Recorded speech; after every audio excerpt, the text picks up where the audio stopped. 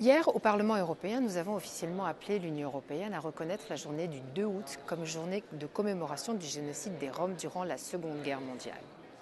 C'est un doux euphémisme de dire que le génocide des Roms durant la Seconde Guerre mondiale occupe une place très discrète. Pourquoi est-ce que cette histoire a-t-elle été si longtemps passée sous le silence? Pourquoi est-ce qu'elle est méconnue? Manque d'intérêt, absence de témoignages ou des préjugés encore bien vivants? L'enjeu historique est pourtant de taille, puisque l'indispensable travail de mémoire sur un génocide et sa reconnaissance sont à la base de la lutte contre les discriminations. Mais lutter contre toute forme de discrimination, hier, aujourd'hui ou demain, c'est aussi proposer des actions concrètes. Et les responsabilités doivent être ici assumées à tous les niveaux compétents. Tout d'abord, au niveau européen, il incombe à la Commission européenne, en tant que gardienne des traités, d'assurer le plein respect des règles en matière de non-discrimination, de liberté de circulation et de droit de résidence. La Commission doit aussi veiller à la mise en œuvre effective des stratégies nationales d'intégration des Roms. Deuxième plan de responsabilité, les pays d'origine. Ceux-ci doivent lutter contre la discrimination à l'égard de leur population et adopter des politiques d'intégration actives.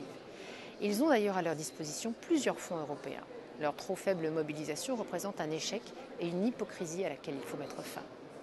Et enfin, dans les pays d'accueil, les autorités locales sont le plus souvent en première ligne dans la gestion quotidienne de nouveaux arrivants sur leur territoire.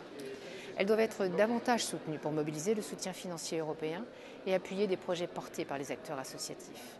De nouveaux dispositifs d'insertion permettent aujourd'hui de contractualiser l'accès aux droits en contrepartie du respect des conditions de scolarisation des enfants, du non-recours à la mendicité, de l'apprentissage de la langue, de formation professionnelle et des démarches nécessaires pour accéder à l'emploi. J'en veux pour preuve le projet Andatu, qui a été lancé en 2011 par les autorités locales lyonnaises en partenariat avec l'association Forum Réfugiés. Les résultats sont très positifs et ils me confortent dans l'idée que c'est ce type d'expérience qui peut faire véritablement bouger les choses.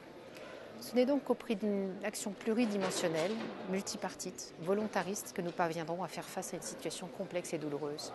Aujourd'hui, en appelant à reconnaître une journée européenne de commémoration du génocide des Roms, on parle de l'histoire avec un grand H. Et il est temps que l'Union européenne ne rate pas son rendez-vous avec cette histoire-là.